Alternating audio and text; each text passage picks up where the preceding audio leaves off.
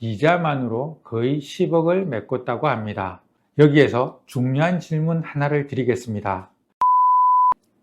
며칠 전에 제가 어느 건물주에 고민상담 전화를 한 통 받았습니다. 이 건물주가 가진 건물의 주소를 정확하게 말씀드릴 수는 없지만 양재역 인근이라고만 말씀을 드릴게요. 이분은 2021년 말에 양재역 인근에 있는 낡은 건물을 100억에 매입했습니다. 대지평당 약 1억 2천만 원 정도 되는 금액입니다.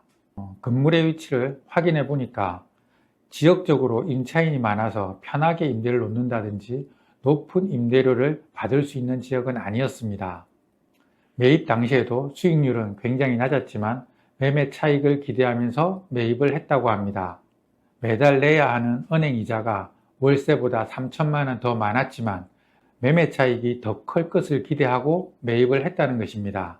그런데 3년이 지난 지금 이자만으로 거의 10억을 메꿨다고 합니다. 그런데 매매 금액은 매입 당시의 매매 금액에도 미치지 못한다고 합니다.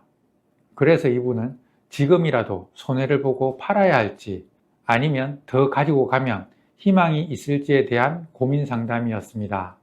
반면 배우 현빈 씨는 얼마 전 기사에서 빌딩 투자를 잘해서 140억이라는 큰 수익이 예상된다는 기사를 봤습니다. 기사를 요약해보면 현빈 씨는 2013년에 낡은 주택을 사서 빌딩을 신축했다고 합니다. 이때 들어간 원가는 80억 정도 되는데 현재 건물의 시세는 220억 정도라고 합니다. 그래서 시세 차익이 약 140억 정도 예상된다는 추측성 기사였습니다. 이런 기사들은 배우 현빈 씨의 부동산 성공 요인으로 신축에 초점을 맞춥니다. 그래서 돈을 벌려면 신축을 해야 되는구나 라고 느끼는 사람들이 늘어나고 있습니다. 빌딩 신축이 성공의 일부 요인은 될 수 있지만 가장 큰 요인은 아니라고 생각합니다. 이 기사에서 눈여겨봐야 하는 것은 신축이 아니라 2013년에 매입했다는 내용입니다. 다시 말하면 매입 시기가 가장 큰 성공 요인이라는 것입니다. 2013년 부동산 분위기가 어땠는지 2013년 당시의 신문 기사를 찾아봤습니다. 기사의 주요 내용들은 전국적으로 아파트 가격이 하락하고 있고 전세 가격은 상승한다는 내용입니다. 한마디로 이 시기는 금융위기의 여파가 채 가시지 않아서 부동산은 이제 돈이 안 된다는 심리가 팽배해 있던 시기였습니다. 그래서 아파트를 사는 대신 전세를 들어가는 것이 유리하다고 생각하는 사람들이 많았습니다. 이런 현상은 부동산 경기가 저점을 지날 때 나타나는 대표적인 현상입니다. 이런 시기에 큰 부동산에 투자하는 것은 쉽지 않습니다. 아니, 엄청나게 어려운 일입니다. 그래프로 보시면 2번에서 3번으로 넘어가는 어느 지점이 현빈 씨가 투자한 시점으로 보입니다. 반면에 며칠 전 전화로 저와 상담을 했던 건물주가 매입한 시기는 아마도 5번에서 정점으로 가는 시기였을 것으로 보입니다. 이 시기에는 돈을 가지고 있는데 부동산 투자를 안 하기가 정말 어려운 시기입니다. 왜냐하면 대한민국 국민 모두가 부동산 가격에 관심을 가지고 있고 여기저기서 부동산 투자로 큰 돈을 벌었다는 사람들이 나옵니다.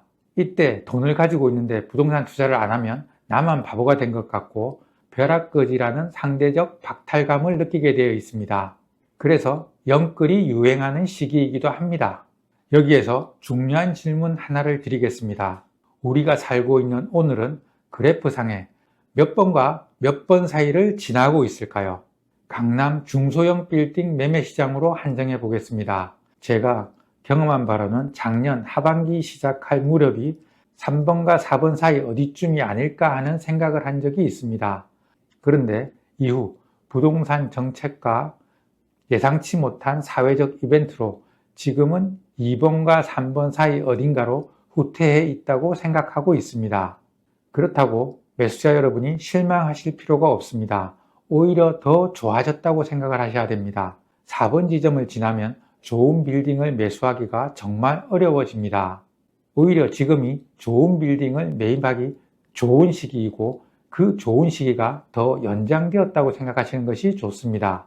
지금이 2013년 현빈 씨가 매입한 시점과 사이클상 비슷한 지점을 통과하고 있습니다. 가끔 투자자들을 만나보면 과거에 내가 사지 않은 빌딩에 대해서 후회를 많이 합니다. 과거에 놓친 기회를 후회하지 마시고 앞으로 다가올 기회나 지금 내 옆에 스쳐가고 있는 기회를 잡기 위해서 노력하시기 바랍니다. 오늘도 동영상을 봐주셔서 감사합니다.